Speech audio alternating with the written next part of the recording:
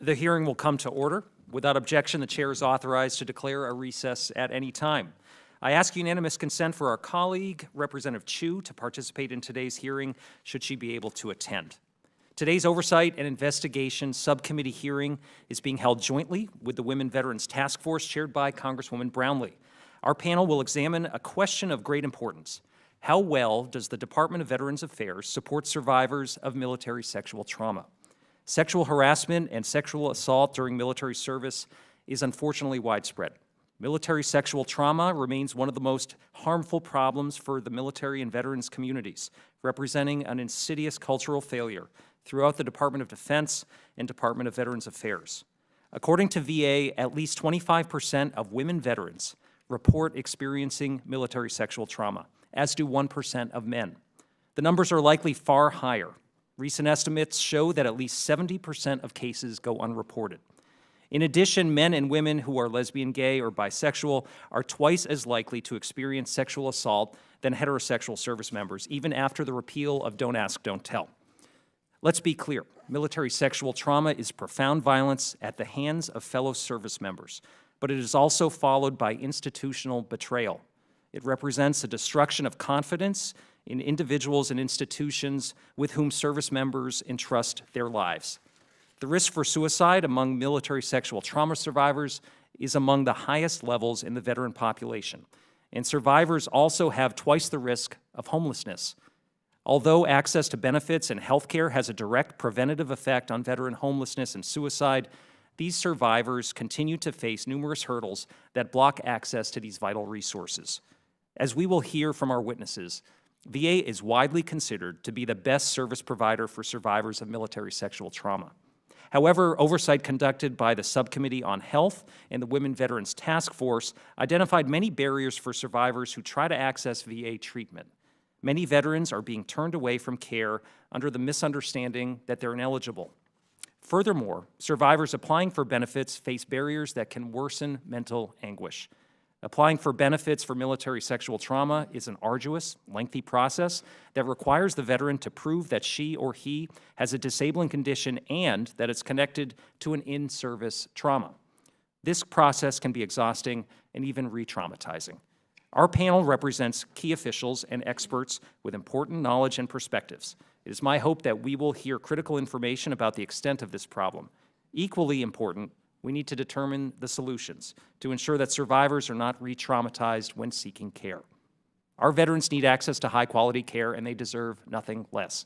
With that, I would like to recognize Ranking Member Bergman for 5 minutes for any opening remarks that he may have. Thank you, Mr. Chairman. Thank you to all of you for coming today.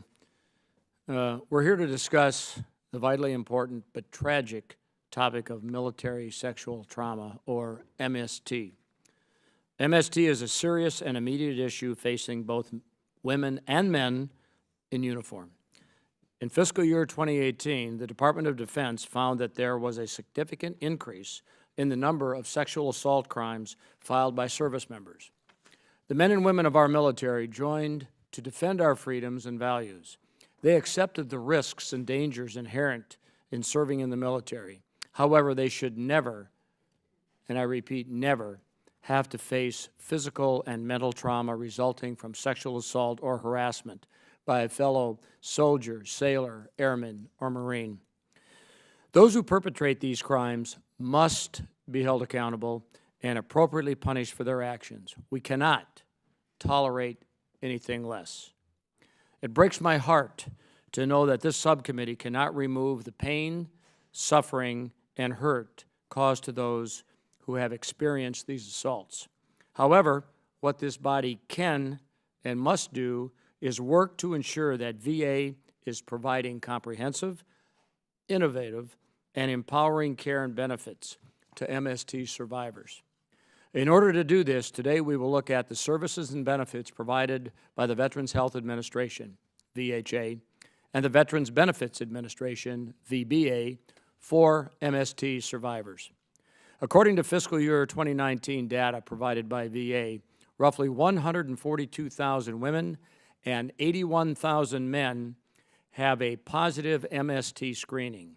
For these veterans seeking MST-related health care, we need to look at the environment of care, the staff providing the care, and whether policies are being followed and are meeting MST survivors' needs. Currently, VHA requires an MST coordinator at every medical facility. MST coordinators are responsible for implementing national and local policies, serving as a point of contact for MST survivor care, providing staff education, conducting outreach, and communicating with leadership and other stakeholders. In fiscal year 2019, the VA Inspector General found, quote, high compliance with several of the selected VHA requirements regarding MST coordinators, their activities, and the provision of care to patients after positive screening, end quote. However, there were areas where improvements can and must be made, such as staff training and communication with local leaders. I hope to discuss the workload and the staffing of MST coordinators, particularly the VHA policy that permits the MST coordinator function to be a collateral duty. I am interested in hearing from our VA witnesses about how they determine the appropriate coverage level. I would like also to hear from our non-governmental witnesses as to whether they believe MST coordinator coverage is adequate, and if not, why not. I also want to explore environment of care issues. The committee has heard accounts of MST survivors who have felt uncomfortable or unwelcomed at VA facilities because of a lack of privacy, stigmas around MST survivors, and a lack of gender-specific care locations. VA has done a lot of work to make veterans feel at ease in a VA medical center. However, we need to hear what VA can do to ensure that all veterans feel safe, secure, and welcome in VA facilities while seeking care. Turning to VBA, we need to make sure that veterans applying for benefits for MST-related conditions are treated with dignity and evaluated fairly.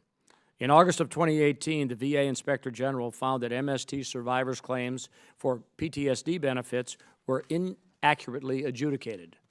Since that report, my colleagues on the Disability Assistance and Memorial Affairs Subcommittee, which is led by my good friend and fellow Marine Mike Bost, and which Representative Radewagen and I had the pleasure of serving on last Congress, has held 2 hearings that address the IG's findings. VA has closed 2 of the 6 recommendations. I hope to hear more about the progress VA is making in closing the remaining recommendations as they work toward improving the disability claims, the process for MST survivors. I want to take a moment to thank our non-governmental witnesses for being here today. Your written testimony includes personal accounts or the accounts your clients in coping with sexual trauma. MST is a difficult and painful issue to discuss, but your testimony personalizes the issue for us. Thank you for being here today to give MST survivors a voice. With that, Mr. Chairman, I yield back. Thank you, General Bergman. I would now like to recognize Congresswoman Brownlee, Chair of the Women Veterans Task Force, for 5 minutes for any opening comments she may have. Thank you, Chairman Pappas, for holding this hearing today, and thank you for your support in working with the Women's Veterans Task Force. Since launching the task force last year, 81 other members of Congress, both Democrats and Republicans, have joined together to advance equity and access to resources, benefits, and health care for our women veterans. Together, in November, we passed the Deborah Sampson Act, which will transform VA resources for women veterans. I am hopeful that the Senate will also pass the bill. The Women Veterans Task Force has heard from women veterans both at events here in D.C. and all over the country. We've been to Guam and Puerto Rico, Alaska, and the Dakotas, to New York, and of course my home state of California. Everywhere we go, we meet with women veterans who are so proud of their service, and VA employees and veteran and community organizations who are committed to serving them.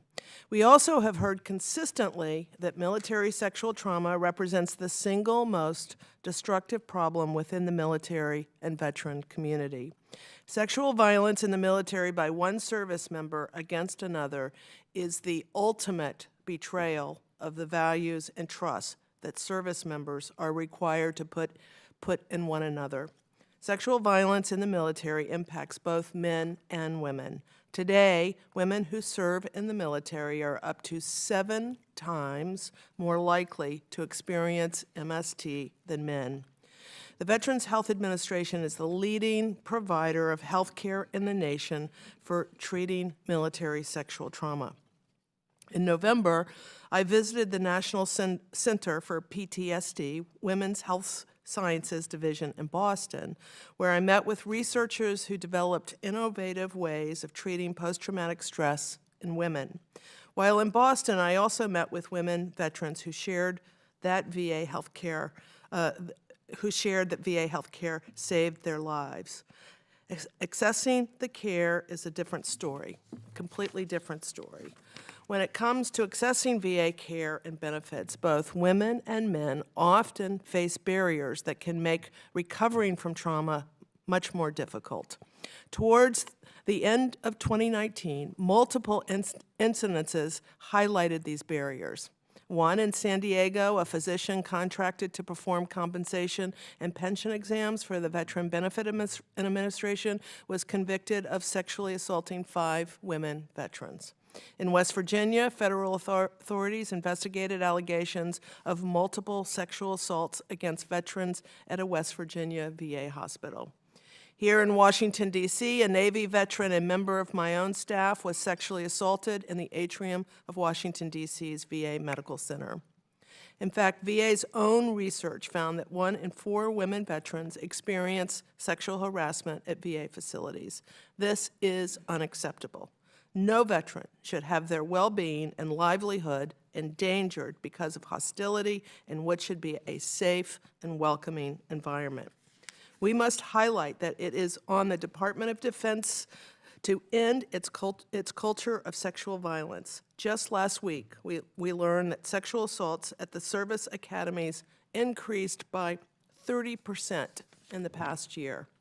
Meanwhile, this committee will always work to make every effort to ensure VA provides adequate resources to survivors of military sexual trauma. It is imperative that we have policies in place that work for all veterans. Today, I wish to say once again to survivors, we believe you, and we are committed to enabling safe and welcoming access to the support that you need and deserve. Thank you, and I yield back. Thank you, Congresswoman. I would now like to recognize Chairman Takano, the chair of our full committee, for 5 minutes for any opening comments he may have. Thank you, Chairman Pappas. I want to first make note about the importance of this hearing. The committee and the Women's Veterans Task Force have focused much-needed attention on a problem experienced by too many servicemen and women. As my colleagues have already stated, sexual harassment and sexual assault during military service is widespread. Today's testimony will show that VA recognizes how much these violent crimes affect the well-being of our veterans. However, the department must demonstrate that it is doing everything it can to provide survivors with the services they need and deserve.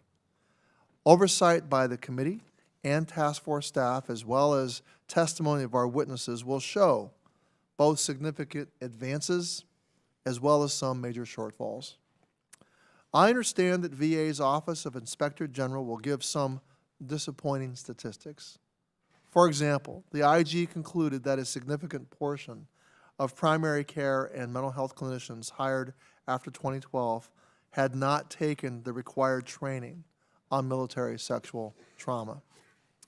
We know that sexual and gender harassment remains prevalent at VA medical facilities. This is simply unacceptable. I also understand that there are major inconsistencies between different elements of the department when responding to the needs of survivors, which leads to eligible veterans not being allowed to access critical services, including mental health counseling.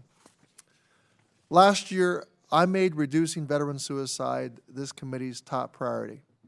And last week, our committee announced our new strategy to address this crisis, inspired by the Center for Disease Control's 7 core strategies for suicide prevention. Today's hearing will focus on 2 of these goals: strengthening the access and delivery of care and creating protective environments. We know that survivors of military sexual trauma are among the most at risk for suicide. I have heard of many positive and effective VA programs that provide help and support for survivors. Many VA employees are dedicated to making a difference, and I'm sure all of my colleagues will join me in applauding these efforts. However, given the importance and nature of these issues, many of the solutions we will explore today will require attention from the top levels of the department. We cannot talk about suicide prevention without addressing fairness and compassion in accessing benefits and eliminating all barriers to accessing health care, including ending sexual violence at VA facilities. I call on Secretary Wilkie to elevate addressing military sexual trauma to a much higher priority throughout VA. I look forward to hearing from today's witnesses, and Mr. Chairman, I yield back the balance of my time. Thank you, Chairman Takano. I will now recognize our witnesses. First, we have from VA, Mr. Willie Clark, Deputy Undersecretary for Field Operations of the Veterans Benefits Administration.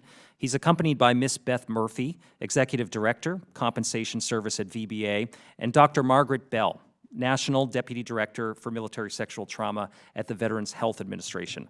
Mr. Clark will provide the testimony for all the VA witnesses, and you have 5 minutes. Good morning, Chairman Pappas, Ranking Member Bergman, members of the subcommittee, Chairwoman Brownlee, and members of the Women Veterans Task Force. Thank you for the invitation to speak today on this very and vitally important topic of VA support for survivors of military sexual trauma. Accompanying me today is Ms. Beth Murphy, Executive Director of Compensation Service at VBA, and Dr. Margaret Bell, National Deputy Director for Military Sexual Trauma for VHA. VBA strives to deliver accurate and timely benefits to our veterans and to ensure compassionate assistance is provided to veterans who experience military sexual trauma while serving in the armed services.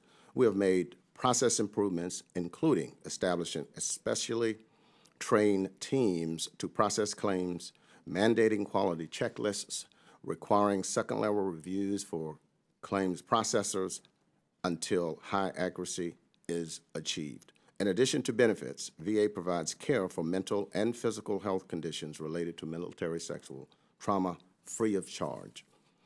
This includes outpatient, residential, and inpatient care, as well as pharmaceuticals.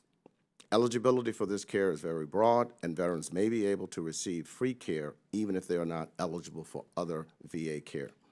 VA has significantly updated and improved its annual training for the processing of military sexual trauma-related claims, healthcare services, and cultural sensitivities for identified positions. VBA also plans to host its first collaborative military sexual trauma training symposium this year to provide participants with education, networking opportunities with employees, veteran service officers, Department of Defense, and our VA leadership. Participants will exchange resources and ideas and ultimately work together to enhance the veterans' experience with VA programs and services. VHA also has a range of initiatives to ensure both clinical and frontline staff are prepared to assist survivors. The Military Sexual Trauma Consultation Program is available to any VHA staff member or provider with questions related to assisting veterans. VA is dedicated to improving outreach to veterans, especially those affected by military sexual trauma. VA conducts recurring targeted outreach that includes briefings to inform, educate, and empower veterans to access VA benefits, health care, and resources. Every regional office has coordinators who are specially trained to assist veteran survivors and the claims processors and collaborate with VHA and other stakeholders to provide a holistic VA experience. We require a male and a female coordinator at every one of our regional offices. VBA Central Office also has program managers that provide recurring guidance to the field on military sexual trauma-related outreach, including a quarterly teleconference. I personally sit in on this conference and speak to our military sexual trauma coordinators in the field. For transitioning service members, the Transition Assistance Program briefing provides information about military sexual trauma and related health care benefits. Furthermore, VBA ensures that all public contact representatives who interact with veterans and families receive annual training to help them identify indicators of stressors and signs that a veteran may have experienced military sexual trauma. VBA and VHA coordinators collaborate on outreach to ensure there is a warm handoff to VHA coordinators for assistance with access to counseling and treatment. Throughout the year, VHA coordinators engage in local outreach, which includes educational events designed to increase knowledge and awareness among all staff throughout the medical facility, informational events about the impact of military sexual trauma and services for veterans, and awareness-raising events that include opportunities for survivors to share their stories of military sexual trauma and recovery. Providing veterans with the benefits and services they have earned in a manner that honors their service is a priority for VA. Due to the difficult nature of military sexual trauma, it is particularly critical for us to ensure all interactions with veterans and survivors are compassionate and sensitive. To that end, VA ensures claims are processed by highly skilled, experienced employees who have received training to process these claims. VA and staff have the information and resources they need to provide streamlined access to specialized veteran-centered care, and comprehensive action is taken to improve outreach. This concludes my testimony. My colleagues and I will be happy to address any question from members of the committee and the Women Task Force. Thank you very much, Mr. Clark. Next, we have Dr. Julie Kroviak, Deputy Assistant VA Inspector General for Healthcare Inspections, and I'd like to recognize you for 5 minutes. Thank you. Chairman Pappas, Ranking Member Bergman, Chairwoman Brownlee, and members of the subcommittee and task force, thank you for the opportunity to discuss the Office of Inspector General's oversight of VA policies and procedures related to military sexual trauma. The OIG has done extensive work regarding benefits and care to veterans who have experienced MST. In August of 2018, the OIG issued a report regarding claims processing, and that report was the subject of 2 hearings before the DAMA subcommittee. Today, I look forward to discussing the OIG's Office of Healthcare Inspections Comprehensive Healthcare Inspection Program, or CHIP, results for fiscal year 2019. These reviews at 43 randomly selected VHA facilities focus on compliance with selected VHA requirements related to MST, including processes carried out by the MST coordinators, the provision of care to patients after positive screening, and mandatory staff training. MST is recognized as a patient experience, not a diagnosis or mental health condition. Although post-traumatic stress disorder is commonly associated with MST, other frequently associated diagnoses include depression and other mood, psychotic, and substance use disorders. Depending on an individual's experience and stage of recovery, treatment needs can vary. The OIG produces a wide variety of reports to evaluate VHA's healthcare quality and delivery. Our CHIP program is one such element. OIG CHIP teams evaluate 9 areas of clinical and administrative operations and rotating high-interest subtopics at each facility approximately every 3 years. The recent mental health care review focused on MST performance indicators.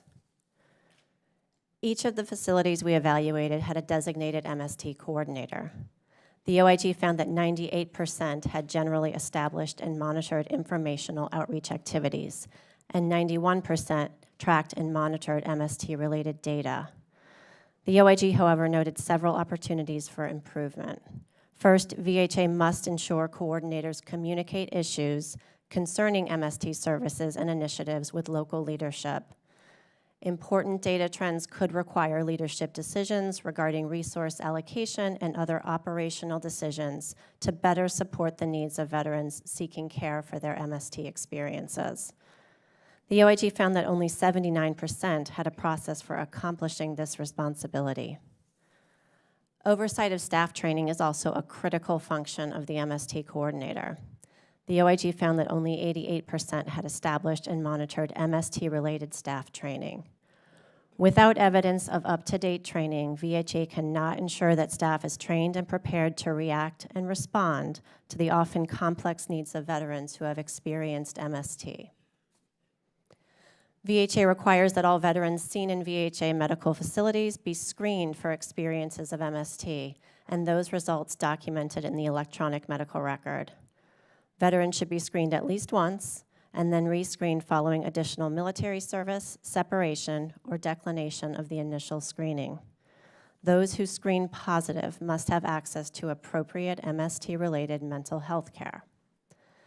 The OIG reviewed the provision of MST-related care for 1,903 patients from these 43 facilities who had a positive screening and observed a high compliance with each of VHA's requirements that were assessed.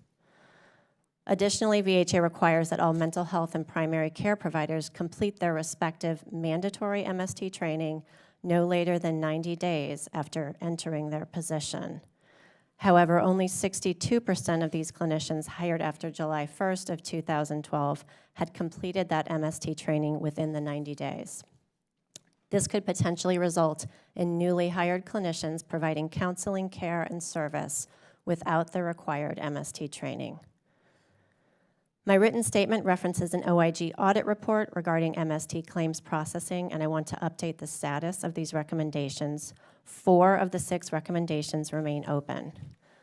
OIG staff will continue to work with VBA staff on obtaining sufficient documentation to close these recommendations. The OIG recognizes the need for VA to provide compensation and healthcare services to veterans who experienced MST during their military service. These services must be delivered timely and by staff with appropriate training and sensitivity. Recent and ongoing OIG work has detailed the challenges some veterans face when accessing and receiving these much-needed services, as well as experiencing unnecessary delays and unfair denial of benefits. Reporting such experiences can be traumatic in itself for these men and women. Thus, we are committed to continuing efforts to highlight opportunities for streamlining the process of compensation and access to high-quality treatment, with the ultimate goal of active coping and healing for each survivor. Chairman Pappas, this concludes my statement. I would be happy to answer any questions you or other members may have. Thank you, Dr. Kroviak. I'd now like to recognize Ms. Tammy Bartlett, Health Policy Coordinator for the American Legion. Thank you for joining us, and you have 5 minutes. After 18 years, U.S. Coast Guard veteran Emma Dale finally had the courage to file a claim for PTSD due to a military sexual assault that she endured while serving on active duty. 6 months after filing her claim, she received a letter from the VA denying her benefits. Another 6 months after she received another letter from the VA detailing that her PTSD claim was reinvestigated and she was rated at 50%. Chairman Pappas, Ranking Member Bergman, and distinguished members of the subcommittee, in addition to the members of the Women Veterans Task Force. On behalf of our National Commander, James W. Bill Oxford, representing nearly 2 million members, it is my duty and honor to present the American Legion's testimony on the VA's MST policies. Emma, an Oregon native, overcame one barrier, only to arrive at another: appropriate care at VA healthcare facilities. After 18 months with her initial psychiatrist, the provider told Emma she would be given a new therapist. Her new provider abruptly discontinued her medications after only 1 session and informed Emma that they were retiring in 2 months, causing an adverse effect on her health care. This disruption in her health care might have been avoided if she was aware that an MST coordinator even existed at her VHA facility. Emma's experience is just one of many veterans who are survivors of MST facing barriers within the VA system. The American Legion, through the System Worth Saving program, works to assess the quality and timeliness of veterans' claims and healthcare delivery, and provides feedback for veterans about their healthcare. The American Legion System Worth Saving program includes a 3-day visit to VA medical centers. The American Legion staff meet with the medical center's MST coordinators to ensure the facility is compliant with VHA Directive 1115, the MST program. Many of the MST coordinators we interviewed stated they work well over the 20% of their full-time equivalent allotment just to ensure they meet the requirements of the directive. Another part of the System We're Saving program is our Regional Office Action Review, which affords us the opportunity to interview VA employees and assess how VBA policies affect timely and accurate claims delivery. An August 2018 VA OIG report recommended that VA update the current training on processing MST-related claims, monitor the effectiveness of the training, and take action as necessary. VBA's response at that time was to update the 4 lessons and mandate training. This updated training informed employees how to better identify markers which point to an in-service event in the veteran's service record. This process requires time-consuming work on the part of the claims adjudicators. The American Legion's initial assessment revealed that MST coordinators, like VBA claims adjudicators, are not afforded enough time to properly review a veteran's file. Other factors, such as inadequate training, high attrition rate, and overworked MST coordinators threaten to maintain the status quo. This is inconsistent with VBA's stated policies and commitment to due diligence on behalf of our veterans. We cannot talk about MST without acknowledging harassment, which is an ongoing problem within our VA healthcare. There are veterans who do not return to the VA because they experience a hostile environment. The VA's End Harassment campaign should be updated to send a clear, zero-tolerant policy. VHA must work harder to bring awareness, empower bystanders, create a reporting structure, provide victim support, follow through with the investigations, and enforce consequences to change behaviors and culture. The American Legion believes that our nation's heroes should not suffer at the hand of the institutions whose sole mission is to care for them. We believe in the quality of care at VA facilities, remain committed to a strong VA, and maintain that the VA is a system we're saving. The American Legion recommends Congress to ensure that VA has all the necessary resources to remain committed to provide veterans access to the help they need to recover from MST and end harassment within VHA facilities. We thank Chairman Pappas and Ranking Member Bergman for their incredible leadership and for always keeping veterans at the core of their mission. It is my privilege to represent the American Legion before the subcommittee, and I look forward to answering any questions you may have. Thank you for your testimony. Next, we have Ms. Kayla Williams, Senior Fellow and Director of the Military Veterans and Society Program at the Center for New American Security. You're recognized for 5 minutes. Chairman Pappas, Ranking Member Bergman, distinguished members of the subcommittee and committee, thank you for the opportunity to discuss a topic I believe is of vital importance to the long-term well-being of too many of America's veterans. As a VA user, former VA employee, advocate, and researcher, I have seen significant improvements in VA's provision of care and benefits to MST survivors over the past 15 years. However, when MST survivors seek care at a VHA facility and/or file a claim for disability compensation with VBA, they still do not always receive adequate or consistent services and support. It is imperative that VA redouble its efforts to ensure continual improvement in its support for MST survivors. First, healthcare services. VHA offers an impressive array of physical and mental health services to veterans who have experienced MST, including universal screening and evidence-based mental health treatment that ranges from telehealth to inpatient care. However, inconsistencies and inadequacies negatively impact veterans' ability to access and utilize care across the system. One barrier is difficulty accessing initial care. During a recent Women Veterans Task Force meeting, VA leaders demonstrated a lack of understanding of this issue, repeatedly stating that MST survivors are eligible for care related to MST without grasping that veterans cannot make it past the first gatekeeper to attain the required provider determination that their problem is MST related. Another barrier relates to the environment of care in VA medical centers. Stakeholders and interviews CNAS recently conducted as part of research undertaken on behalf of the New York State Health Foundation routinely reported that many women veterans are reluctant to seek services at VA medical centers, which are perceived to be male-dominated spaces that are unwelcome to women. VA is well aware of this concern, which is why Central Office developed and launched the End Harassment campaign.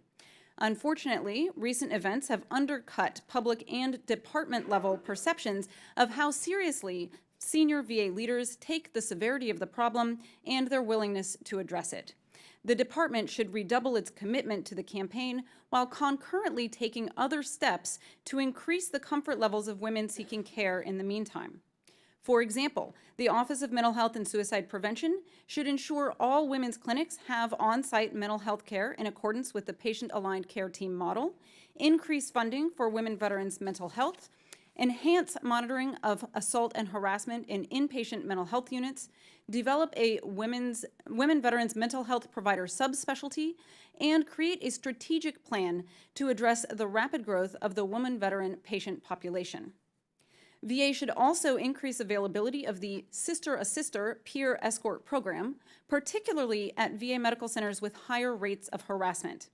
The 25% rate of women veteran patients who have experienced sexual harassment at VA medical centers that VA publicly reports, as mentioned by Representative Brownlee, that is an average. Between different sites, it ranged from 11 to 40%. Moving on to VBA. Disability ratings can provide a vital source of support for veterans' financial well-being, especially if service-connected disability negatively affects their ability to attain or keep a job. Unfortunately, the data appears to show that men who seek disability compensation for PTSD related to MST are being systematically discriminated against by VBA, despite overall improvements to the claims system going back several years. VBA has already made a number of changes in how it processes PTSD claims related to MST to reduce disparities that had previously been identified between the rate of claims granted when the cause of PTSD is MST compared to other precipitating events such as combat. While both men and women have seen substantial increases in the percent of PTSD claims granted due to MST, the grant rate for men has lagged significantly behind, at just 44.7% as of fiscal year 18, compared to 57.7% for women. It is glaringly apparent that men's cases are not being handled equitably. I urge this committee to request VBA provide an update on these grant rates for 2019 and early 2020 by gender. Should these disparities remain, I urge increased oversight and strongly suggest VBA roll out specialized trainings for raters on both implicit bias and the specific MST experiences of men. I further recommend this committee request more detailed information from VA on each of the issues I've identified, and also request GAO or OIG conduct an investigation of the extent and severity of harassment and assault in inpatient wards. Members of Congress as well as advocates must closely monitor actions by VA, VHA, and VBA to ensure rapid improvements are made in improving care and services for survivors, and that progress is sustained in the long run. Thank you. Thank you, Ms. Williams. Our final witness is Ms. Samantha Kubek, the staff attorney for the New York Legal Assistance Group. You're recognized for 5 minutes. Chairman Pappas, Ranking Member Bergman, and members of the subcommittee, thank you for the opportunity to testify today. I am a staff attorney at the New York Legal Assistance Group, a nonprofit providing free legal services to low-income New Yorkers. My division, Legal Health, provides legal services at hospitals across New York, including VA hospitals, where we've served over 5,000 veterans. In 2017, we opened the nation's first legal clinics for women veterans, a space where women, particularly MST survivors, could receive trauma-informed legal services. I represent male and female survivors from every branch and era. What is true for every single one is the VA's current system has at one time or another stood as a barrier to recovery. The impact of a service connection award on survivors is more than just income. It validates the veteran's experience and trauma. Often, this results in less frequent mental health visits and greater engagement in their lives. One client was surviving on food stamps, living in a cramped studio with her son and granddaughter. We spent a year putting together a claim, despite minimal in-service records and almost 30 years since her service. She was awarded 100% compensation, enabling her to obtain a VA home loan and buy a house. Her entire family will live a completely different life because of these benefits. But the process to get there is too difficult. While proposed changes in bills such as HR 1092 go a long way to improving this system, I want to provide insight from my experience of the ways this system re-traumatizes survivors and changes that could help alleviate this. In every survivor's claim, they must submit a statement of their assault and its impact, the first of many retellings this process requires. Each one forces them to relive it. Many don't sleep for days before and after. Some become suicidal or struggle to fight relapsing into addiction. We must also provide their records from military and civilian life. Often, records are illegible or incomplete, and finding them takes months. I was once told by DoD that restricted reports of assault were only kept for 5 years before being thrown out. Sometimes I'm told reports cannot be found. Sometimes the VBA cannot obtain records from the VHA. This causes unique harm to survivors. Many have no corroborating military records as they did not seek treatment or report. These cases therefore rely heavily on VHA records. When the VA's two bodies do not effectively communicate, the system fails survivors. Once I have filed the case, the veteran receives a call from someone at VBA, a stranger, asking about their assault and whether they reported it. This happens even when their statement addresses this, and regardless of whether the veteran specifically requests the VA to speak with their attorney rather than with them. Then they have their compensation and pension exam, where another stranger will ask more questions regarding the assault. They have no choice in whether this exam is with a man or a woman. Clients have left this exam so distraught they are admitted to the hospital. Others are unwilling to go. Finally, a decision is issued, and when claims are denied, the VA's wording matters. A client once called me expressing suicidal ideations after receiving her decision. Her daughter was conceived from her in-service rape, detailed in her claim, along with years of medical treatment. The denial letter stated that there was, quote, no credible evidence that would establish reasonable doubt and allow us to conclude that you were in fact assaulted. This language is inhumane and insensitive, particularly from a department that prioritizes reducing veteran suicide. It is one thing to state that a veteran has not met a burden of proof. It is another thing to state that their most traumatic experience never happened. Military sexual and trauma endures long after the assault. It is an intimate and personal invasion that occurs where you work and live, possibly by someone who is your boss, in a situation that you have no way to escape. In recognition of this, the VA now allows survivors, regardless of discharge status, to obtain related mental health care. One of my clients was ineligible for VA care, but due to this policy, she was eligible to obtain MST-related care. But at every appointment, she was told she was ineligible, or worse, that she wasn't a veteran. Only after revealing she was there for care relating to her rape was she able to check in for her appointment. I respectfully propose the following recommendations. The VA, as in any other legal proceeding, should respect appointed representatives and speak directly with them rather than with the veteran. When records are unobtainable due to no fault of the veteran, the VA should bear that responsibility. Veterans should not be denied benefits because government agencies lost their files. Examiners should be required to review a veteran's statement prior to their exam and avoid rehashing details already in the record. The VA must establish trauma-informed language and protocols to be used across the VBA and VHA to ensure they are not creating further trauma when addressing survivors. Congress should enable the VA to fund free legal services for veterans. This system is extremely complex and legal representation is often a necessity, yet there are not enough of us. The VA must become the place that fixes the wrong the military has failed to fix. It must do better to serve survivors, bearing in mind their trauma. Mr. Chairman, I want to thank you and the subcommittee for your continued interest in this issue. I'll be happy to respond to any questions you may have. Thank you very much, Ms. Kubek. I want to thank all our witnesses for their testimony here today. We'll now begin the questioning portion of today's hearing, and I'd like to begin by recognizing myself for 5 minutes. As we've heard here today, for many survivors of military sexual trauma, details of their experiences will be one of the hardest, perhaps the hardest story that they're ever going to tell. Mr. Clark, I'm wondering if we could turn to you and to our VA witnesses. Why do VA's eligibility processes often result in a survivor having to relive their trauma by providing specific details about an assault to VA staff multiple times? Chairman Pappas, we have worked to fix some of these challenges that are brought up here. And this one in particular is like a gut punch to us.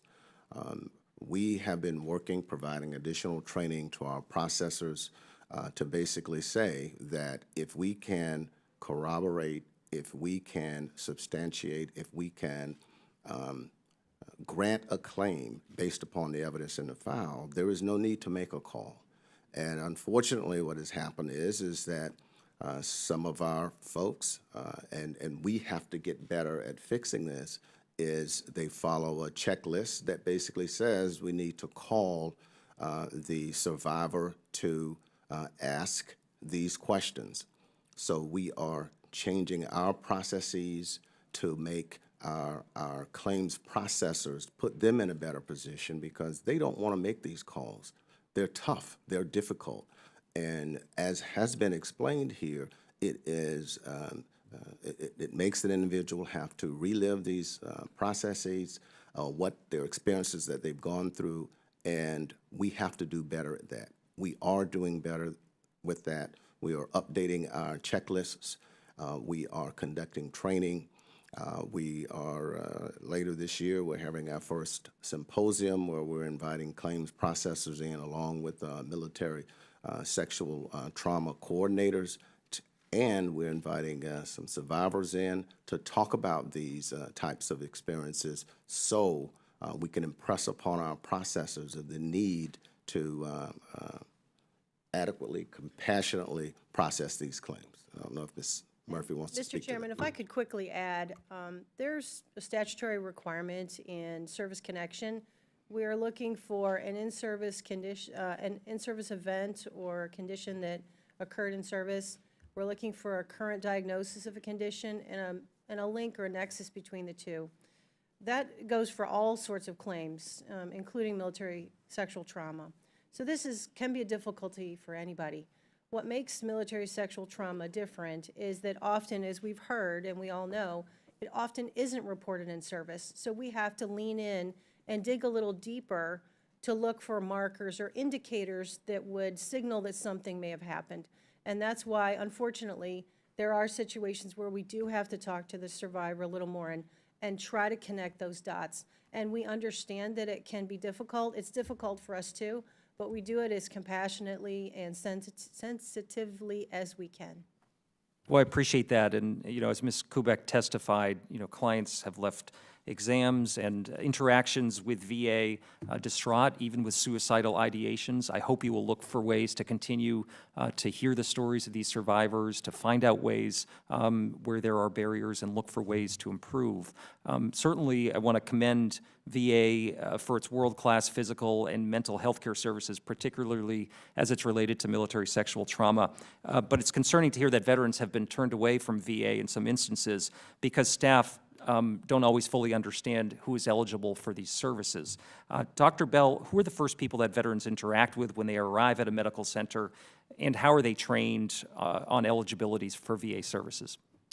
Thank you for that question. It's obviously going to vary from veteran to veteran, and I think that's important. I think it's important that we have a no wrong door approach to this, so whoever they make first contact with can help get them to a person who can help if they're not that person directly. And in particular, we try and really make people aware of our MST coordinators as a first person they can go to. They're a clinician. They're going to be able to talk with you in a private and confidential setting in a sensitive way about this and run interference for you a little bit in the system if that's something that makes you more comfortable. Those folks, we provide a great deal of training to them on MST-specific eligibility issues to make sure that they're well equipped to be able to assist veterans in getting connected to care.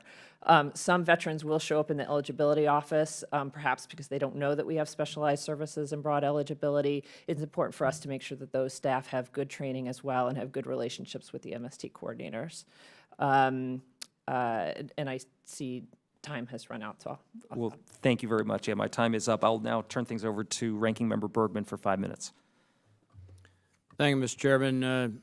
Dr. Bell, what type of outreach does VA conduct to inform veterans who are otherwise ineligible to enroll in VA that they are eligible for MST-related care through the VA at no cost?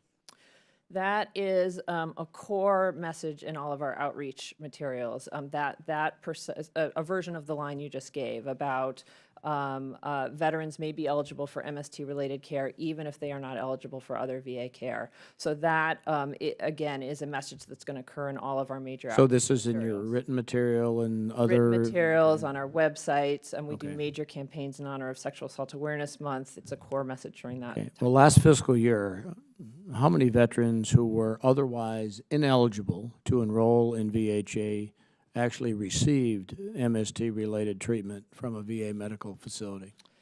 That is a good question. I know historically it's been a little challenging for us to get those data because of the way things get administratively categorized.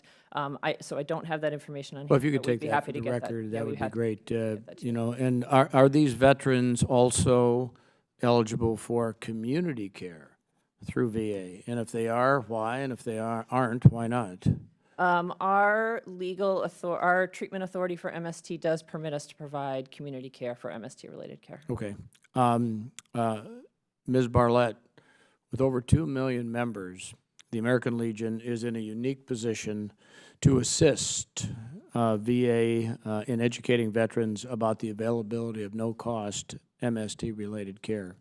Would you please describe the American Legion's outreach efforts? The American Legion's outreach efforts come through our magazine and our websites, along with news articles that we will do, that we see in our publications. We will also be mentioning that in our commander's testimony coming up. Dr. Kroviak, you're a primary care physician, correct? I am. I was. I'm no Was. longer delivering care. But you were. I was. For roughly 20 years or so? 11 years at the VA. 11 years, okay. Your written testimony indicates that only 62% of the VHA providers hired after July 1st of 2012 completed MST training within 90 days of their hiring, whereas 94% of providers hired before 2012 completed the required training. Did OIG review the cause of this discrepancy, and if so, what did it find? So the 62% is the concerning finding in the 90-day timeline. So that gave an opportunity for providers in mental health and primary care to potentially be counseling and triaging patients with MST symptoms without appropriate training. That was the concern, not that 94% were getting it, it was within the time frame that they were getting it. So there was a gap in them servicing patients and them having the appropriate training to counsel patients with Any MST. ideas in explaining that 30% So increase? it's data through our CHIP program, which is basically we do a menu of subtopics that look at specific care delivery programs within VHA. So locally, we get a lot of responses from leadership that it's inadequate training and mostly competing priorities of the providers from the time they're on board to the oversight that they're getting appropriate training. Okay, thanks. Ms. Barlett, in your written testimony, you discussed VBA employees processing MST-related claims have discussed a feeling of compassion fatigue when developing MST-related claims. What is the prevalence of compassion fatigue among VBA staff, and how did you arrive at your conclusion? So during our system or saving visits, we have the opportunity to meet with at least 10 VA employees who volunteer to meet with us, and we're able to interview with them. The prevalence, I will have to get back to you for the record, but we have seen it overall to make it a concern for us to add it to our system we're saving reports. And those reports are transparent between the VA before we publicize them. Okay, well, I know the Legion has field officers who provide veterans assistance in filing claims. Do any of your field officers experience compassion fatigue? And if so, what does the Legion do to address compassion fatigue in its officers? Unfortunately, I deal more on the VHA side, but I will be more like, I will align your staff with those who are in our VBA side of the. Well, yeah, well, the point is if compassion fatigue is real and one entity or other entities have a solution to deal with it, we'd love to hear it, because this is about improvement. So with that, Mr. Chairman, hopefully we'll have a second round, and I yield back. Thank you. Well, now, Mr. Chairman, would you allow me to just interject quickly? Last year, sure, yeah, you can briefly respond. Yep. last year we completed about 1.4 million rating claims. You want to hit the mic? I don't know if you're. Last year, we processed about 1.4 million rating claims in VBA, and we received about 14,000 MST, military sexual trauma-related claims last year. So it's about 1% of our workload. We have specialized folks doing this work. It's about 1,000 people that are earmarked for this. We do try to honor their requests if they're being overwhelmed or if they want to cycle off of this work, but it's not all of their work all day long. They are mixed in with other cases, so we are sensitive to that, and I just wanted to point that out. Thank you. Thanks for your comments. And sir, Chairman, if I can just add one quick thing. We Quickly, are- and then we'll move on to the Quickly, next. we're adding compassion fatigue to our training that we're having this year. We're leveraging our collaboration with VHA, and specifically, we're speaking to compassion fatigue to address that issue. Thank you. Thank you. I'll turn things over to Congresswoman Brownlee for 5 minutes. Thank you, Mr. Chairman. And just in response to that last conversation, 14,000 MST claims out of an abundance of other claims. I get that.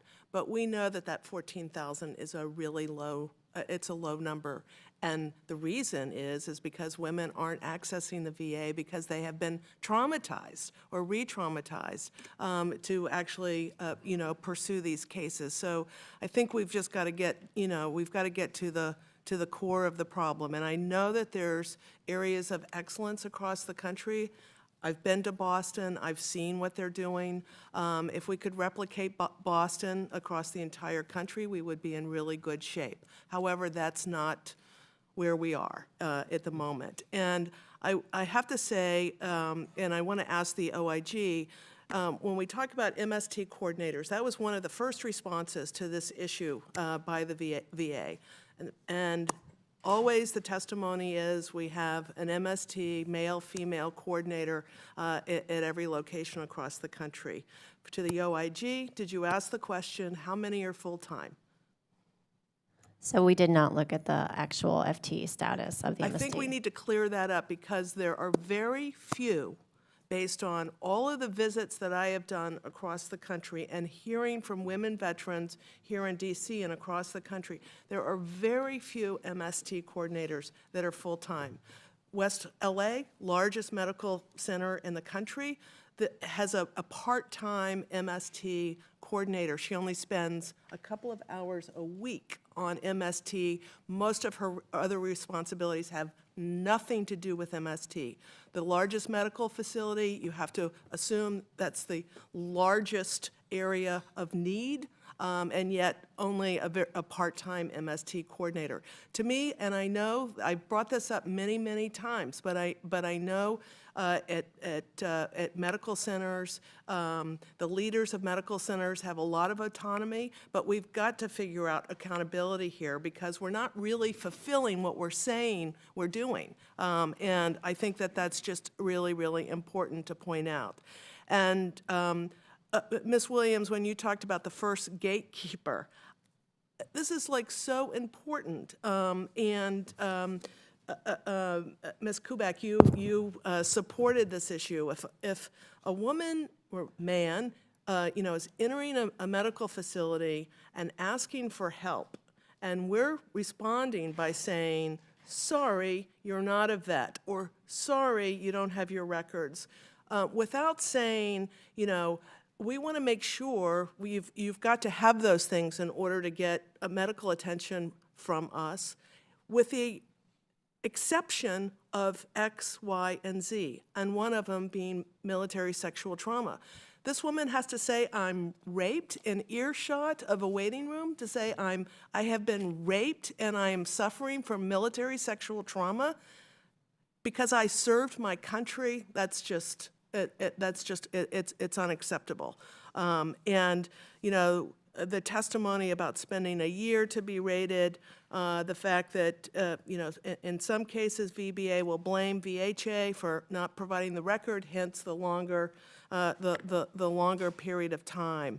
So, there's I think a lot that needs to be done, and accountability just continues to ring true for me in this instance. If you put all the policies down on paper, they look pretty good.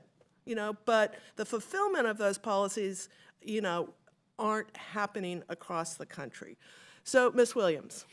Thank you very much, Ms. Brownlee. To your point, a friend of mine described once going into a VA medical center seeking care, and when they were trying to turn her away, in a crowded waiting room in front of many strangers, had to pound on the table and say loudly, I am an MST survivor. Nobody should have to be that outspoken to get care. I would also note that the lack of awareness universally about the presence of MST coordinators extends beyond VHA. In a site visit we did to a VBA regional office, they had prominent signs raising awareness that they have women veteran coordinators available to assist, but nothing about the fact that they also have male and female MST coordinators that could make it a more comfortable process for survivors on the VBA If they're side. full-time. But they didn't raise awareness that they existed at all. Yeah. So yes, they should be full-time, and also awareness should be raised. I'd also urge that when all the folks who are that frontline interaction, in addition to referring folks to MST coordinators, should be able to let veterans know that if they need immediate support, they can go to vet centers while they're navigating the rest of these processes, determining eligibility, getting that first appointment, waiting for a claim to be processed. Vet centers are already there and available and can provide that non-medical support throughout the process, but it seems as if Big VA is less likely to talk about the benefit that exists on the vet center side, which is eligibility is broader. Thank you. Thank you for that, and Mr. Chairman, I yield back. Thank you. I'll now recognize Congressman Bost for 5 minutes. Thank you, Mr. Chairman. Mr. Clark, something that was said in Ms. Williams' testimony, and according to the VA report, the grant rate for MST-related claims for females is 63%, whereas the grant rate for males is 51%.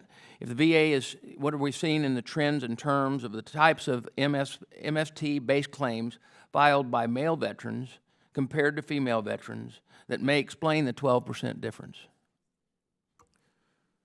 Thank you, Mr. Bost. We are providing additional training, and particularly we've leveraged our partnership collaboration with VHA to develop sensitivity training among the other types of training to give to our claims processors, making them aware of this disparity. It is true that, as has been said, that female survivors, the grant rate is higher, but the males' grant rates for male survivors has been improving. It continues to improve. This is something that we know. This is something that we address. We obviously can't say grant cases so we can, equalize the percentages. But it seems make strange. them aware.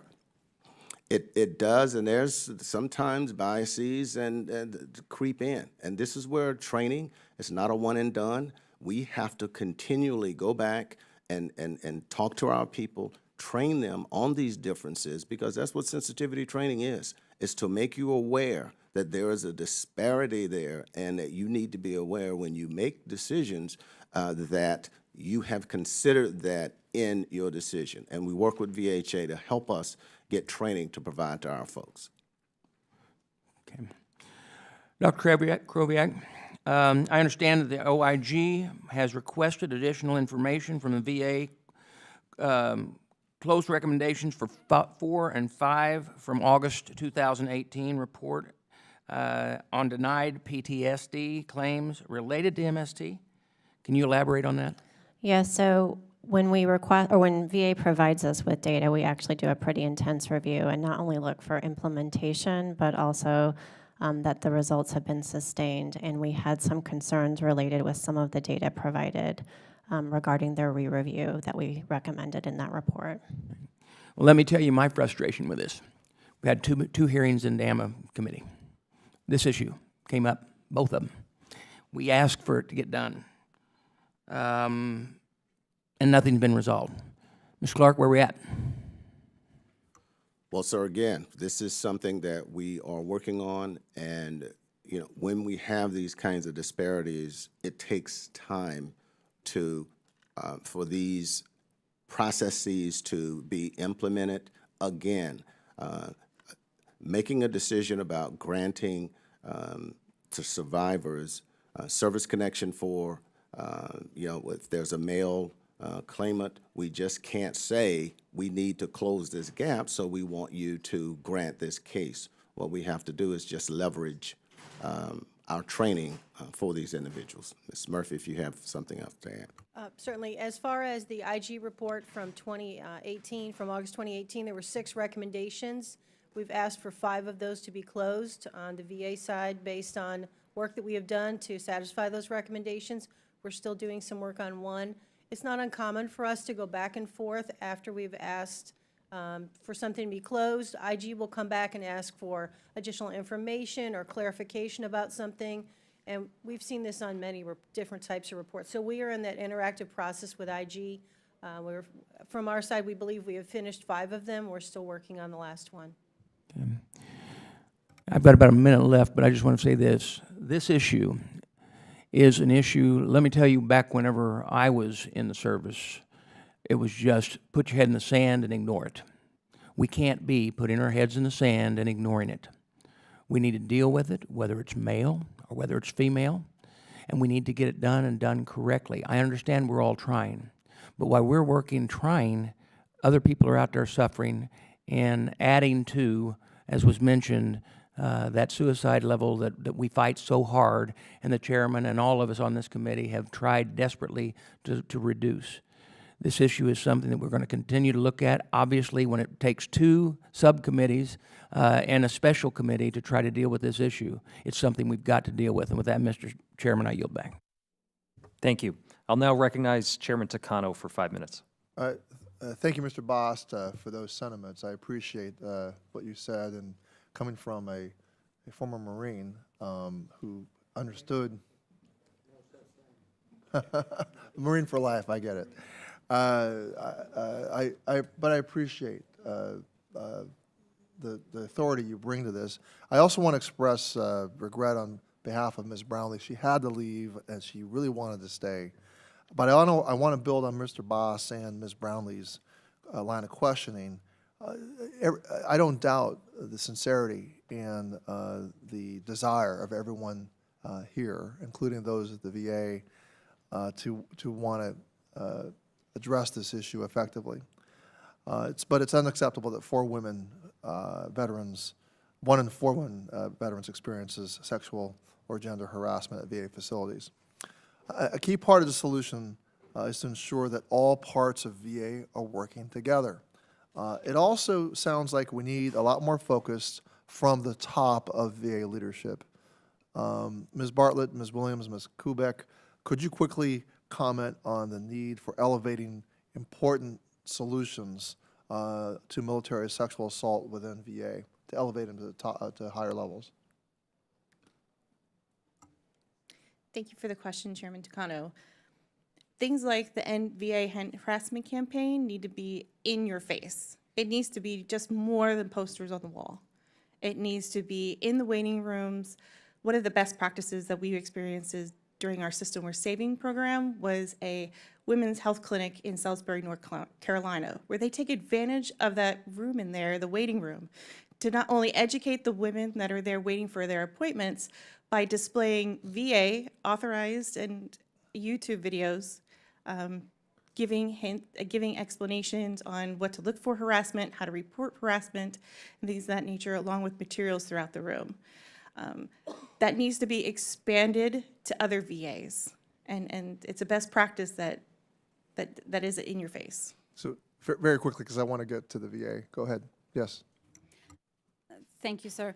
When I worked at VA as part of the suicide prevention campaign, every senior leader was expected to sign a pledge affirming their commitment to being part of the campaign to end veteran suicide. That should be replicated with ending harassment. Every VA leader should publicly state their commitment to ending harassment in VA facilities, should sign a pledge, take a photo, write blogs about it, be open and transparent with their staff about how important they believe it to be. I believe that should start at the secretary and trickle down through all levels of VA leadership. It's incredibly important that the rate of sexual harassment and appropriate level of response to it at VA medical centers be a part of the rating of the success of VA medical center directors. Hold them accountable for what is happening in their facilities. Make this part of how their performance is assessed. If they're not being held accountable for what's happening in their facilities about this, they will be much less likely to take it as seriously as it needs to be. Thank you. Thank you. And I would just like to add that You see massive discrepancies across VA hospitals of how this issue is being handled, and I think that really reflects the fact that this message really needs to be coming from the top so that you don't have some VAs that are doing great at this and some VAs that aren't. All VAs have to do great at this issue. It's too important for there to be even one hospital that's not doing great. And I agree with Ms. Barlett that the messaging has to be in your face everywhere. There should be signs. You should not be able to turn a direction in the VA without seeing messaging about this. In a recent suicide prevention hearing, we listened to an expert about systems and aiming for zero occurrences within the VA system of suicides. For the VA witnesses, could you describe who you report to within the Secretary's office when there's a need for higher level attention, such as improved coordination between different entities? I'll start. Our Secretary has made it very clear, Secretary Wilkie, sexual harassment will not be tolerated.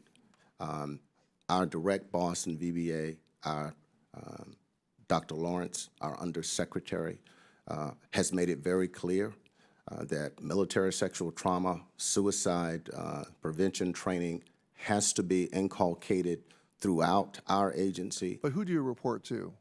We report to the Secretary. But if we would have a problem with that, our Secretary, our Undersecretary would then meet with the Secretary to discuss any challenges that would need to be handled throughout the agency. We have been leveraging with VHA that we haven't had that challenge thus far because our folks are accountable. Our regional office directors in VBA have been told that they must deal with military sexual trauma training, they must deal with suicide prevention, and failure is not an option. Thank you. If you would, Mr. Chairman, could you answer the question? Yeah, thank you. Sir, same chain of command for myself, up to the Undersecretary's office and then up to the Secretary's office. And in VHA, the MST program is located within the Office of Mental Health and Suicide Prevention. So we report to Dr. Dave Carroll, but then up the chain within VHA. All right, well, thank you. I yield back, Mr. Chairman. Thank you. Thank you very much, Chairman Takano. I'd now like to recognize Ms. Luria for 5 minutes. Thank you, and thank everyone for being here today to discuss this very important issue. I wanted to start by first mentioning a September 2019 review that VBA did of approximately 9,700 previously denied MST claims. It's my understanding that of that 9,700, approximately 1,900 required additional development. Can you give us an update since September? How many of those are complete? What phase, the remaining percentage are currently in?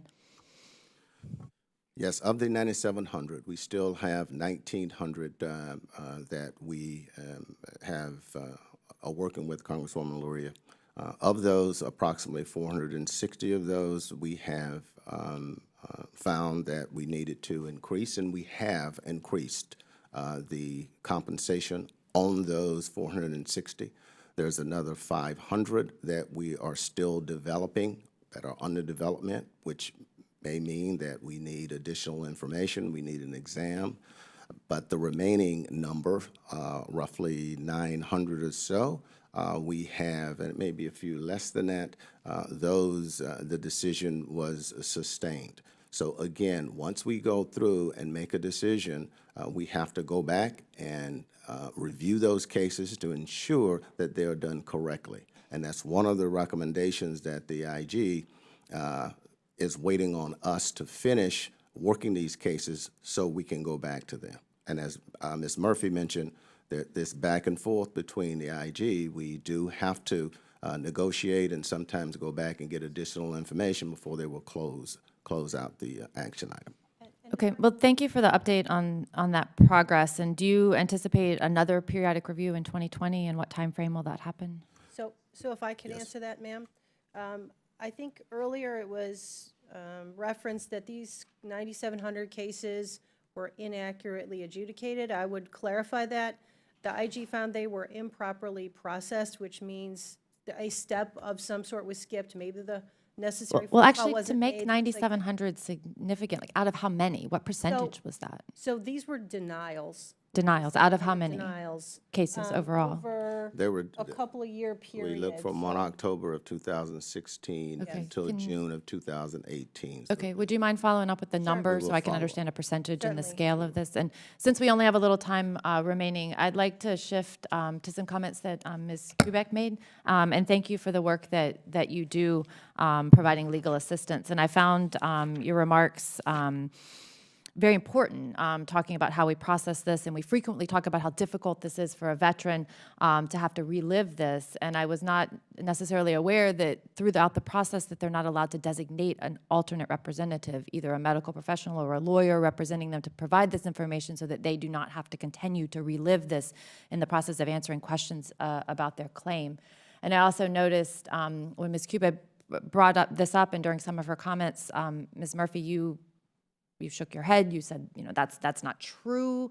I'm kind of understanding why there's a disconnect, and also that just made me feel like there's an unwillingness on your part to perhaps listen to people who are dealing face-to-face with real live veterans like we do in our office when constituents come in. I mean, Ms. Kubek's stories are stories I hear over and over again from real people. And I mean, do you have a mechanism to listen to this kind of information that you're getting from the field where people are just not, the process isn't working for them, it's causing more pain, more people actually having, suicidal ideations or feeling more in distress after trying to go through a process where they're seeking help? Sure. No question, this is a horrible situation. It's difficult to talk about it. It's difficult to engage with people on it. And that's why it makes it even more necessary to bring light to this. And that's what Congress is doing with these oversight hearings. It's very necessary that the whole greater veteran community continue to talk about this and bring visibility to it, that we do training, that we work together. But I got more that. You closely, got a lot of that we work training. with I the think you're putting VSOs. effort into it in ways that you think are going to be productive, and I hope that those are actually helping with the problem. But can a veteran who wants to have a claim, filed, can they have a lawyer or someone else designated speak on their behalf? Is that allowed in the process? They certainly can take advantage of working with one of our veteran service Okay, organizations. so when the person, when the claims person calls and needs more answers, can that veteran say, or can it be documented in their file, that they have a representative speaking on their behalf? Can Ms. Kubek speak for her client? It is documented in the file, and if the veteran chooses to have them speak, I don't see a reason that wouldn't be. So are your people trained for that?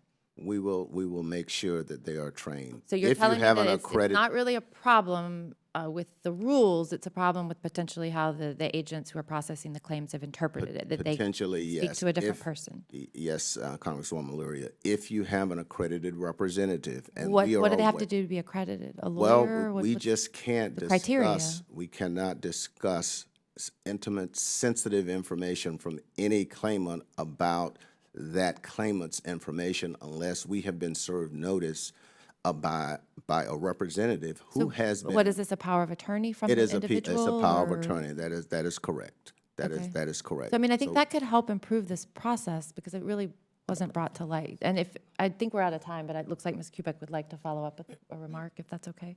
Sure, and you're welcome to respond, Ms. Kubek. Yeah, I just wanted to say, so the appointment of representation form, which the VA has, this is what I use to say that I'm representing my clients. It's filed in all of my cases. It requires me to provide my contact information, all of that information. What happens is when the veteran receives this call, first of all, I feel that once someone has appointed a representative, as in other legal proceedings, and Social Security does this, they would talk directly with me from that point on. But second of all, if that's not going to be the choice, I have had veterans who receive a call from the VBA, say to the person on the phone, please speak with my representative, I don't want to talk about this. And I have never once received a call after that has happened. I have never received follow-up on those claims, ever. In my years of doing this, it hasn't happened. And what we'll do, Congresswoman Luria, if we know about those, we need specifics. Now, obviously, if there are thousands going on, and we'll make sure that we get training out to our employees to make sure that these kinds of recurrences, again, we need this kind of feedback. That's how we get better. But speaking to specifics are kind of tough because we do grant thousands of claims daily, MST survivor-type claims. So we do get these right in some cases. Where we get them wrong, we need to know about it so we can improve upon our processes, leverage our collaboration with the VSOs and members of the OIG and members of Congress to tell us where we're getting wrong and afford us the opportunity to get it better. If we don't, then we discourage more people from coming from the VA. And that's why we're here, for people that have served this great country, and we need to do a great job, but we have to be informed. And of course, even in this environment, we're being informed. You let us know where there's a problem, specifics, and we will deal with specifics. Thank you very much, Mr. Clark. We'll do a second round of questioning because obviously we have some issues we'd like to further take a look at. And I'll begin by taking 5 minutes. And Ms. Kubek, you talked about in your testimony ways that survivors relive their trauma. And we just had a discussion about one particular issue in terms of representation for these individuals, about ways that VA can become more trauma-informed and institute better practices. I'm wondering if you can emphasize some other ways or suggestions that you have that VA can learn how to become more trauma-informed.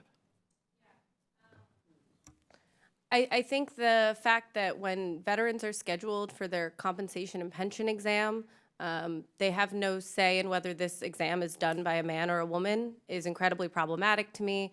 Given that the VA seems to acknowledge that veterans may have a preference of whether they discuss such traumatic memories with a male or a female representative with their MST coordinators, they should do the same thing with the compensation and pension exam.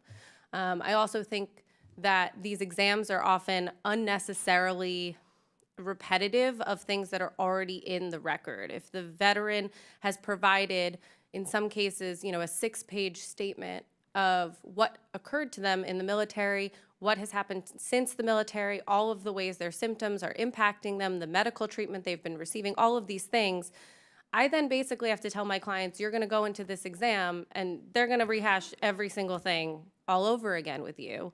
And I know that examiners are required to read the veteran's, they have to assert that they have read the veteran's file before they can submit their exam. I don't know whether or not the requirement exists that they review the file before meeting the veteran. And I feel that would be helpful to avoiding unnecessary elaboration on things that have already been very clearly stated. Well, thank you for that. And I wonder if we could ask VBA, what prevents us from being able to allow an individual to choose the option of, deciding what gender their medical benefits examiner will be to, make sure that we're protecting these individuals. Well, I'll, if I can start, please, and certainly Ms. Murphy and certainly Dr. Bell can follow up. But it is our understanding that a claimant can select the gender of the physician that they'd like to have do the exam, and of course for the practicing physician for outpatient treatment. So that's our understanding that does happen. Yes, if I could just add, my office is, I'm responsible for the CMP exam, contract exam program for VBA, and all of the providers, if you ask for a male or a female for an MST, military sexual trauma sort of examination, we do honor those.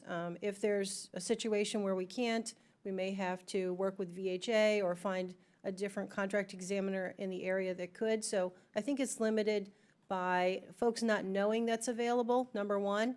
And number two, maybe in the most rural areas, if there's not another provider available, that's something we'd have to work through. So I think maybe one of the takeaways from this and other engagements is public information that you can request that. And I would also ask all of our partners in the VSO community and veteran advocate community to reach out to us if this is not happening, because we need that information, and to please socialize that with the folks that you represent to make sure they know that that's available. Does VBA ask the question? I would have to check with our specific language that we use in our letters. I'll have to get back to you on that. Well, I think that'd be important to know. And certainly, if that is an option, we should be getting the word out to individuals as best we can. Ms. Kubek, if I can come back to you, you noted in your testimony that cases where there's a lack of communication across VA, where the benefits side doesn't talk to the health side to process MST claims, and requests for these records are sometimes denied. In some cases, you know, the VHA has actually provided you with the requested records, which kind of raises the question why VA struggles to communicate internally. How does this affect efforts to obtain benefits for MST-related conditions? The record struggle affects all veterans. This is not unique to MST survivors, but what happens for MST survivors is twofold. The VA is frequently looking for markers from their in-service. So when a client's marker is, well, they filed a restricted report, or when their marker is they had a pregnancy test or they had an STD test done, and I can't access those records, whether it be from the military side of things, from DOD, whatever the reason is that I can't access them, all I have is the veteran's statement, which is going to result in further probing of the veteran because there's nothing else substantiating their claim. And a lot of veterans don't have a lot to go on in their military file, but they do have years of treatment, possibly for some of them 40 years, where they've been telling the same story of what occurred to them. And when I get a letter back from VBA saying we were unable to obtain the records from such and such a VA medical facility, and I'm holding those records in my hand, I'm confused. I think about veterans who don't have representatives, which there's a lot of them, who don't necessarily know what to do with that information, may just think there's nothing they can do. I know that I can then provide it directly to VBA, but I shouldn't have to. These are two halves of one body. And sometimes I don't find it out until the decision letter denying the claim. And the VA has a duty to assist in these claims. And so when I'm first hearing about a failure or an inability to get records at the decision level, something's gone wrong. I'm over my time, but maybe VA could just comment and respond to that internal Certainly, communication if issue. there were specific instances of that, I would really be interested in seeing them so that we could figure out a solution if there was an issue there. I will say that we work closely with VHA. We have reach-in ability in our systems to retrieve VHA records ourselves in VBA, so that works for us. And if it were DOD or military records, you know, that would be a separate situation from VHA, and we do have a VBA employee embedded, you know, in that community who can look at sensitive records and give information to us. Thank you, Ms. Murphy. I'll turn things over to Ranking Member Bergman for 5 minutes. Thank you for the second round, Mr. Chairman. You know, the one thing that all VA facilities have in common is they're all different. Some are full service, some are limited service, but the point is, as we bridge the gaps and the differences and try to create standardized, if you will, procedures, standardized business models, we know that there are going to be a certain percentage of variance based upon that VA. So, Dr. Bell, I was pleased to see that the IG found that each of the facilities it evaluated did have an MST coordinator as required by policy. However, the testimony in VHA policy indicate that serving as the MST coordinator may be a collateral duty. Is there a formula for determining whether the MST coordinator should be a part-time or full-time duty, and what metrics are used to determine effectiveness?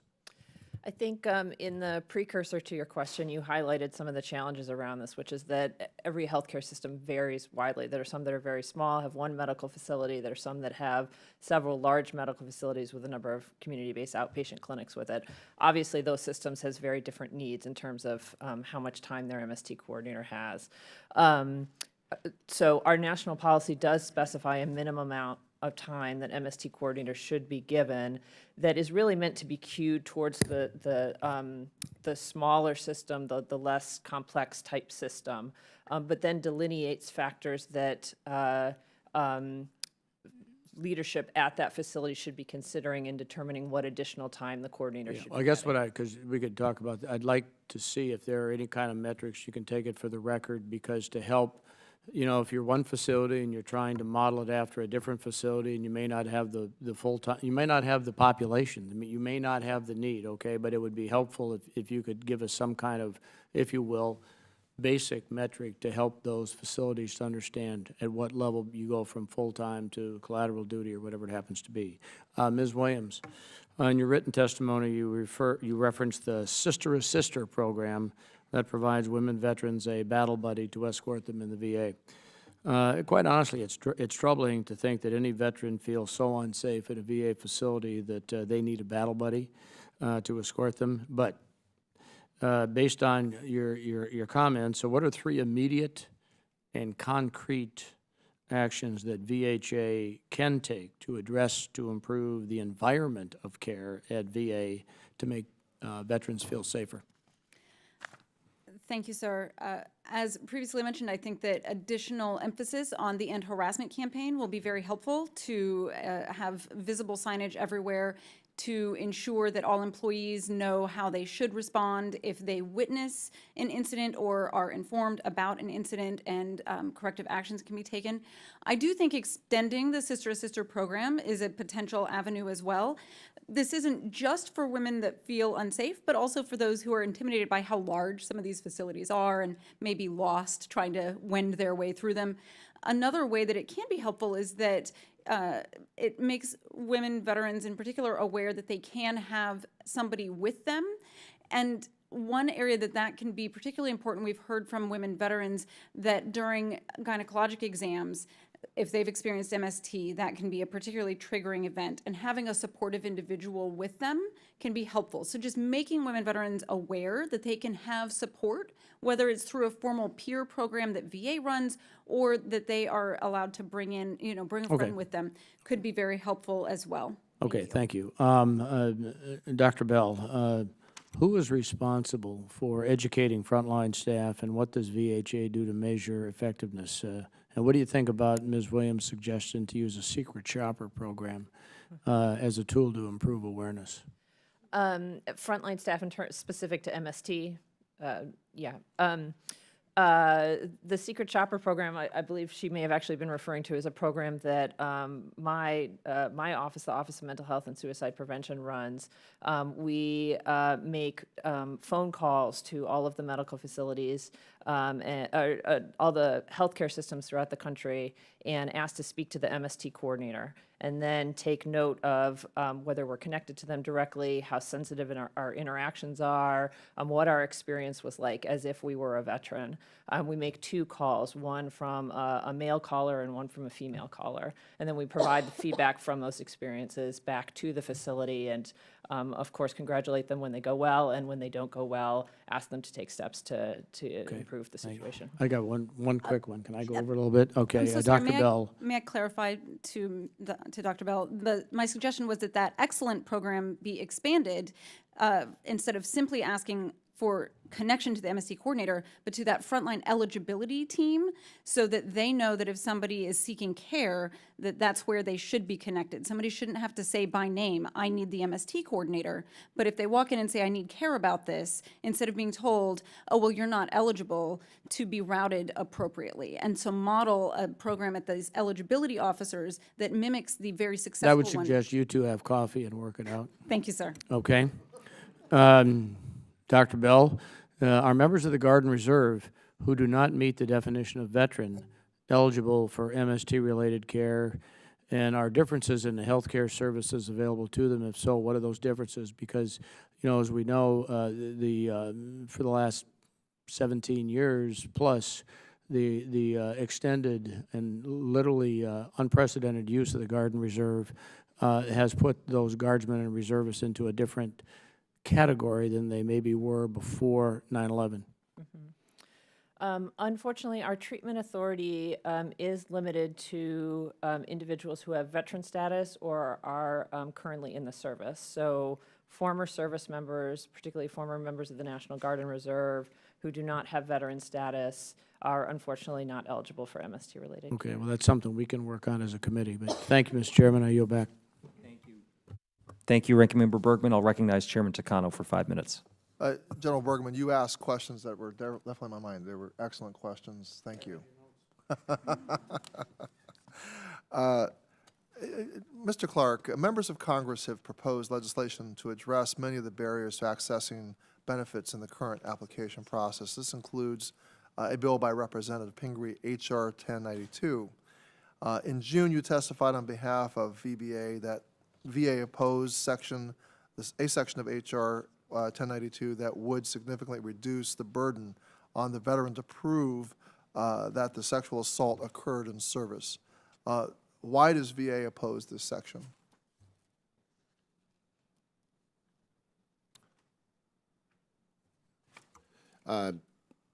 Congressman Takano, we'll have to take that back for the record. Okay. So specifically, I want to be clear about addressing that. But if I can speak briefly to the outreach coordinator, the military sexual trauma coordinator, please. We have talked about Well, why. I do want Those to are move not on. full-time. I mean, Okay, I want to know what the VA's Okay. position, if they're going to continue to oppose it. We'll take that for the record. And I wanted to ask for the CNAS and TIL and NYLEG, how could this legislation and other statutory changes provide relief to MST survivors?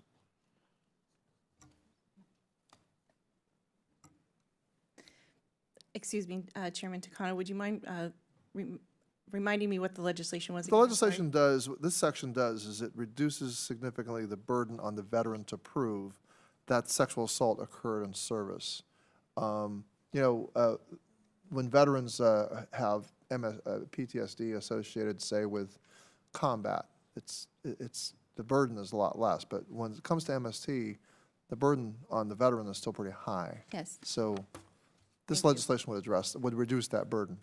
So I would like to refer to our resolution 67 and 147. 67 urges that VA has enough qualified and treated employees to correctly process the MST claims, with that hope that that would help alleviate the re-traumatization on the veteran. In addition, our VA and our benefits division does annual training with our VSOs to encompass and help that veteran through the process. Great. Go ahead. So this legislation, I think, would be hugely beneficial to survivors. I think it would change this process dramatically.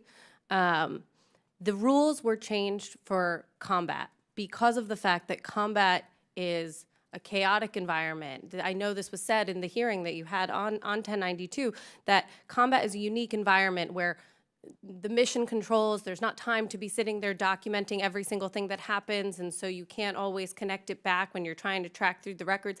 I would argue MST is like combat. I would argue that sexual assault in the military is also a chaotic environment in which you have absolutely no ability to be sitting there documenting what occurred to you. There are so many reasons why veterans wouldn't have ability to do the same in the same way that it occurs in combat. And so I think that I know that hesitations were brought up against the bill because of that, but I think that I would argue that the similarities are so strong that I think that makes the case for why the changes proposed in this bill are needed.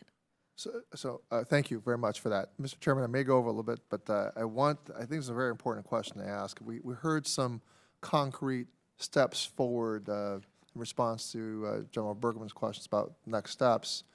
For the VA witnesses, given the urgency, given how from our other witnesses about how in your face, the word in your face or the term in your face was used, what concretely are the next steps to take this issue, to elevate it to my earlier question about taking this to the top levels?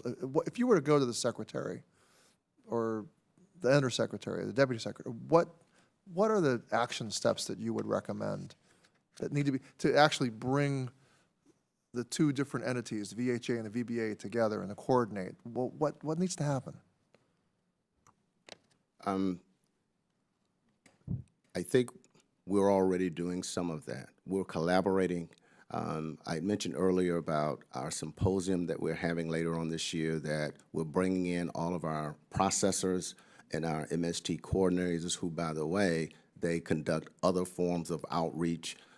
Oftentimes, homelessness is wrapped up into survivors of military sexual trauma. So that's one reason why they do a multitude of outreach things rather than just solely military sexual trauma. But we're working together, leveraging our collaborating between our two agencies. We're meeting this year, and our undersecretary has mandated that all of our regional office leaders, our claims processors, our military sexual trauma outreach coordinators, these individuals will be here in D.C. later this year, and we will leverage things that we've learned to improve upon this process. We've heard the Inspector General, we've heard members of Congress, we've heard and we continue to hear from veterans when we conduct outreach, when we receive phone calls from our national call centers. Solid State is a Solid Start is a program where we're contacting claimants as they leave the service in particular points.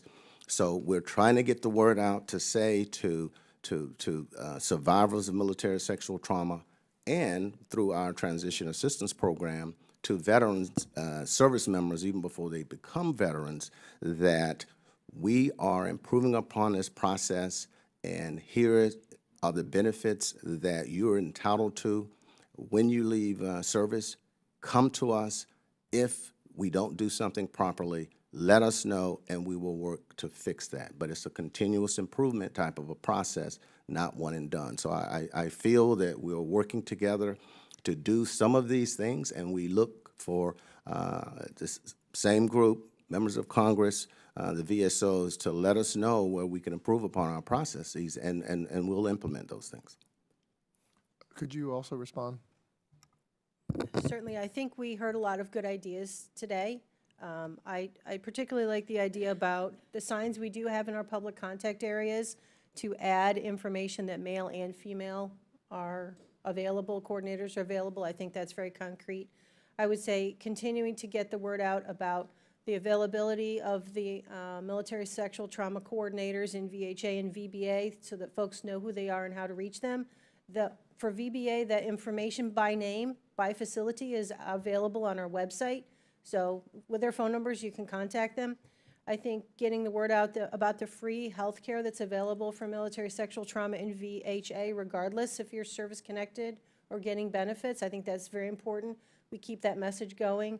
And also that if you're going for a C&P exam, you do have the right to ask for somebody who's gender-specific. I think we have made strides, and it just is a continued, focused, whole veteran community effort to keep this going, to keep the visibility going. I think you have made strides. Given the urgency of the issue, I just want to push you to take this to the top levels, identify those next steps, share them with the committee. Mr. Chairman, I yield back. Well, thank you very much. And before the closing of today's hearing, I'd just like to make a final few points. First, today's testimony showed that VA provides vital services for survivors of military sexual trauma. However, accessing these services continues to pose major obstacles for veterans. The testimony of the Inspector General, along with oversight by the committee, the task force, and non-governmental organizations like those who are here today, has made this clear. Additional oversight is needed to dive deeper into the root causes and, equally important, identify the necessary next steps towards solutions. Second, I think it's very clear here today that there's strong bipartisan interest in pursuing this issue and in collaborating toward results. You saw that from the members who are here during this hearing, and I think that is shared across Congress. I look forward to working closely with Chairman Takano, with Ranking Member Bergman, with Congresswoman Brownlee and the task force, and all members on both sides of the aisle as we continue to conduct our oversight, monitor developments, and press for improvements. We also need to work together to pass more bills into law that are now before Congress, as well as to develop additional legislation. And I'd mention that the Deborah Sampson Act is a critical piece of legislation that would expand eligibility for MST-related services at VA. I wish to thank our witnesses today for their testimony. Our non-governmental experts and representatives from the veterans community provided important testimony. Your knowledge, personal experiences, and perspectives represent critical resources for Congress and for the VA. I applaud your ongoing work to ensure that those surviving military sexual trauma have access to the care that they need and that they deserve. The VA officials here today from both VBA and VHA have a critical role in supporting survivors of MST.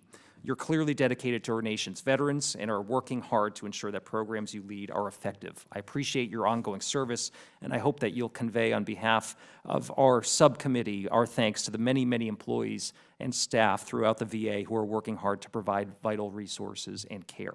Clearly, there's much more to be done and improvements to make and implement. And however, I'm confident that we will continue to work together so that survivors of military sexual trauma receive the services they need and deserve. I'd like to see if Ranking Member Bergman has any closing comments. Chairman Takano? No, thank you. Well, seeing none, members will have 5 legislative days to revise and extend their remarks and include any extraneous material. And without objection, the subcommittee stands adjourned.